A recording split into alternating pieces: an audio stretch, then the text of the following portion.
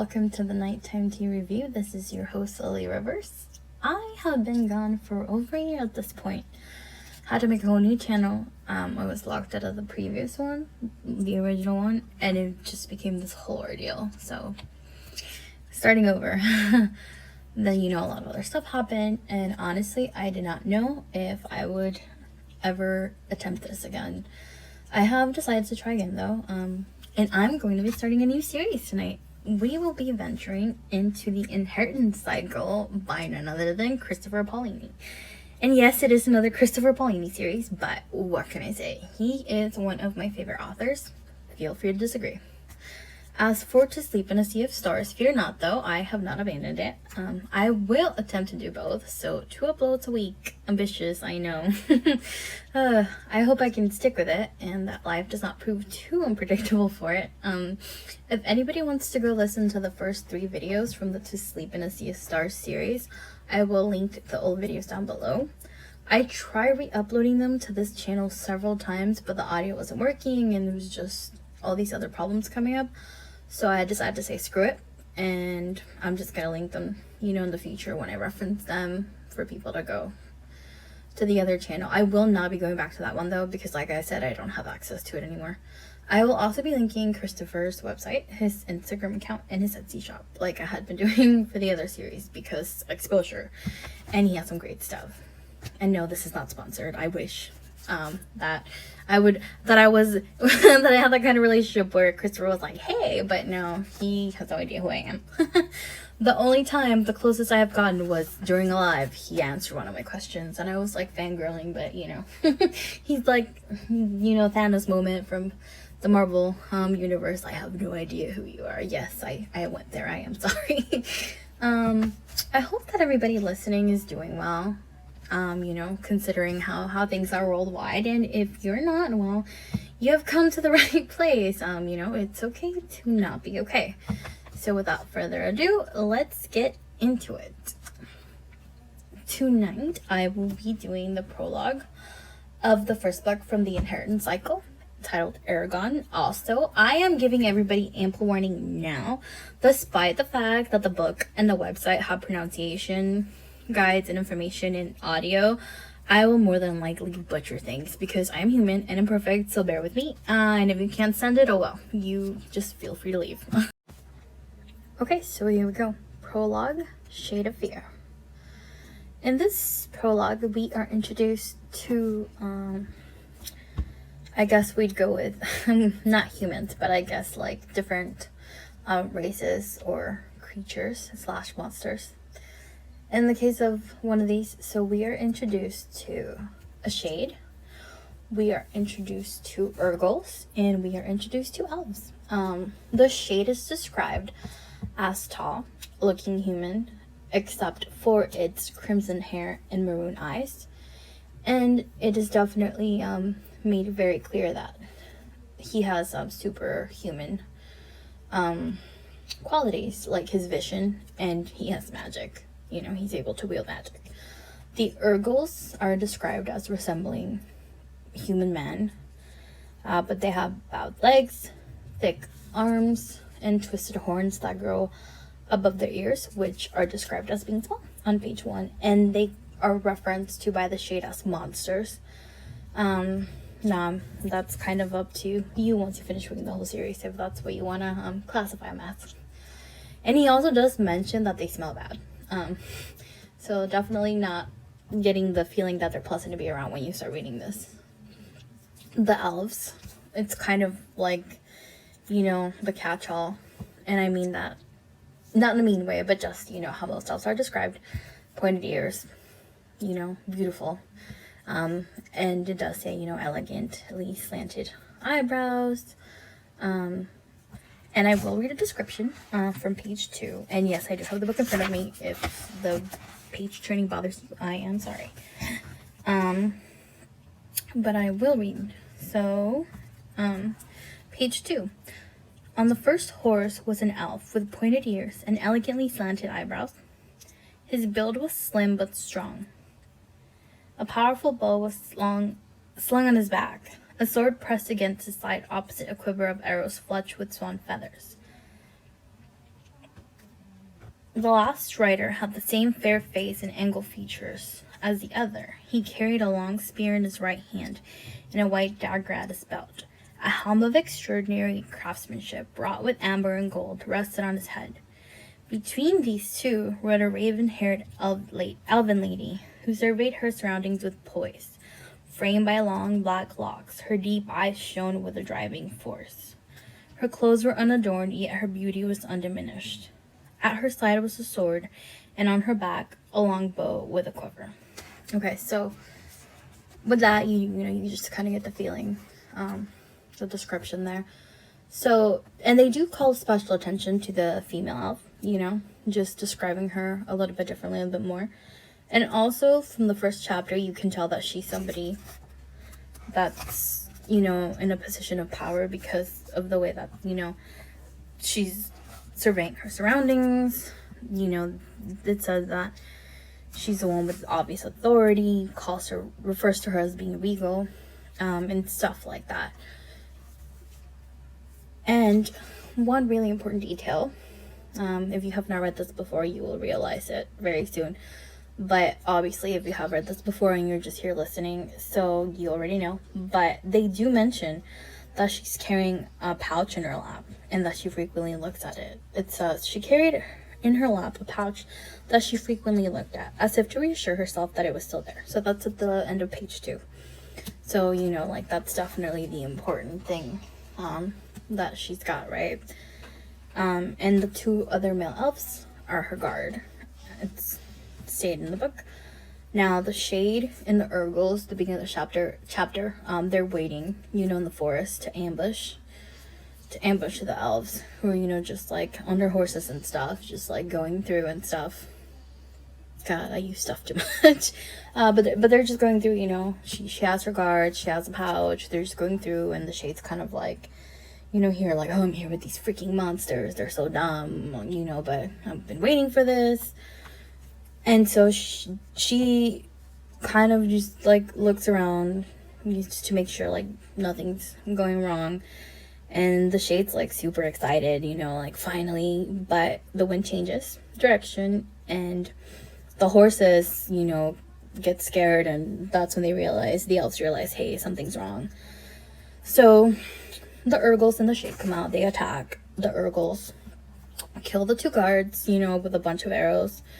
And the Shade, that's when the Shade first uses magic. Well, actually, I don't know if that's the first time. Don't quote me on that, because it's probably a lie. Or maybe it is. True. Don't quote me on that. But I'm pretty sure this is the first time the Shade uses magic.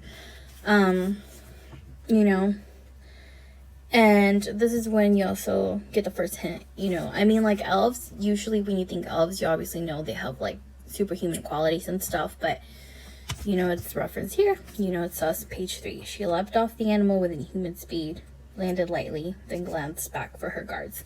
So, she moves faster than humans. And then, when they killed her companions, she's, super upset about that, but she's got her pouch, so she has to keep going.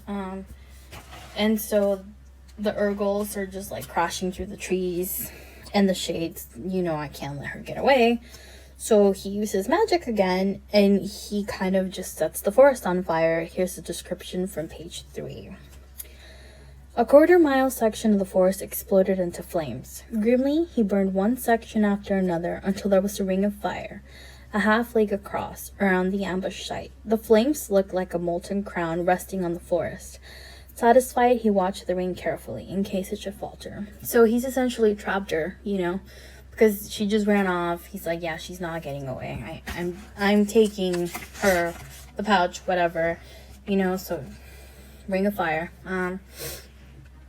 And, she flees, to trying to escape.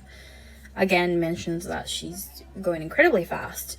And then it talks about the Shade examining the ground 20 feet below, jumping and landing like it's nothing in front of her. So again, superhuman qualities here. And then, she sees kind of no way out here. So before the shade can get to her, she takes out what's in the pouch, which happens to be a large sapphire stone, and she raises it over her head. It says, page 4, she raised it over her head, lips forming frantic words. Desperate the shade barked, Garshla.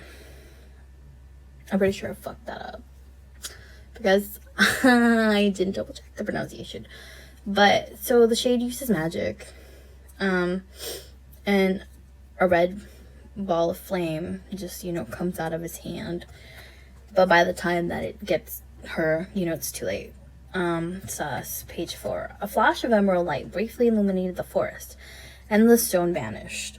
The red fire smote her and she collapsed. So it was too late. The shade was super freaking pissed. Killed all the Urgles because, totally their fault, right? And he's just like cursing and everything. And at the end of the prologue, he just grabs her and he goes. So that's pretty much the prologue. And, I'm not going to go into the first chapter, even though it's really short, just because this is kind of like me talking about coming back, me talking about what I'm doing. I'm just going to go with the prologue. I will probably do the first 2 chapters for the next upload, just because the first chapter is like 2 pages, I think. So definitely not very long. And I'm gonna double check the pronunciation of what the shade said, because I know for sure I messed up, but I don't remember how to pronounce it. It's like, Lily, do your homework before you get on to record. Yeah, well, I will have to get back to you guys with that one. Probably. Because I can't find it. More paper rustling. Well, while I look for it, I don't know if anybody here has read the book before, but if you haven't, quick side note, there is a movie that came out, I think it was in 2006. Don't go watch it. It is horrible. It is very, very, very horrible. But when Disney bought out, I think it was 20th century that they bought, like, what, the year before last? The years, these past years have just blurred together, so I don't even remember anymore. But point being, when they bought the company, they got the rights for Eragon, and over the years there has been a lot of petitions that have been made to get a remake of the movie, because it is just that freaking terrible. It's just really bad. But, nothing has ever really come of it. So when Disney acquired the rights, and they have been rebooting and remaking things. Like, I know Percy Jackson, the movies were also terrible. I haven't read the series, but I have heard from people that have read the series. I have heard rants. I have seen so many things. So it just kind of came back. And Christopher Paolini himself called for, like a tweet storm. I participated in both of them. There was 2. He called for the first one. The second one was just started by other people, just to kind of see, like, we, because I participated too, did one without announcing it, like, how much speed it would pick up and how many people are interested. And definitely, he got a response from Disney. And they said, at the moment that they did not have enough money, they were already investing in a lot of things. So, too many fingers and too many pies right now. But ones that, they have more money and whatever, and, they would consider it. So, but, it was definitely brought to their attention. So, I mean, that's another reason why I also decided to do the Eragon. Because I originally, when I started to Sleep in a Sea of Stars, I told myself, once I finish this series, I will move on to Inheritance Cycle. But, since, like, the whole thing is going on, I figured, hey, like, the more that Disney sees, like, there's all this interest, it can't hurt. And I was going to do it anyway, like, might as well do it now, too. But definitely, just look up the hashtag Eragon Remake on Twitter or on Instagram, and you'll see, like, a bunch of posts. There's people that still post about it daily. I was doing it even afterwards for a while, but I have not been on Twitter in a really long time, so. But hey, feel free to make all kinds of posts about it. And if you did not hear about the tweet storm, like I said, just be on the lookout for another one.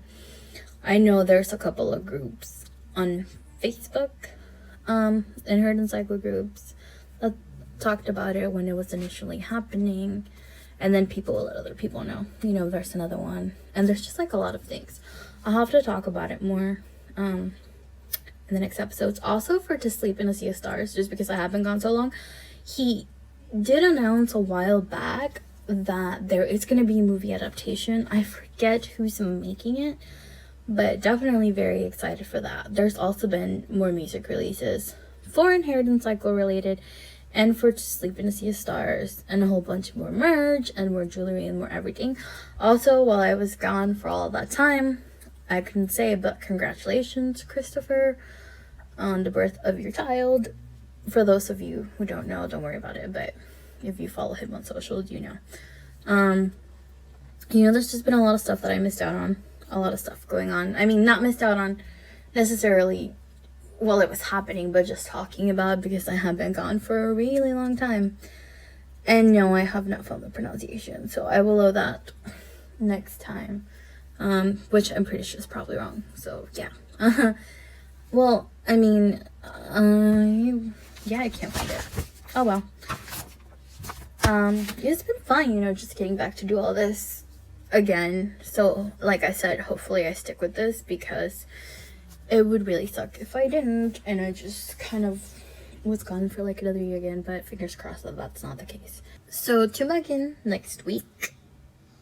I will be uploading weekly, hopefully. And ignore the dog and the background noise. I live in an apartment building and the walls are pretty thin, so I apologize for any noise in the background. You know, today, going forward, just, yeah. I try to do this at a time where it's the most quiet, but people will do what people will do when they want to, so it's never a 100% guarantee. Also, for people that have not read this before, drop it in the comments. What do you think the blue sapphire, Jesus. What do you think the sapphire stone that was in the pouch is? And why is it so important? Okay, well, until next time, everybody, have a good night. And take care.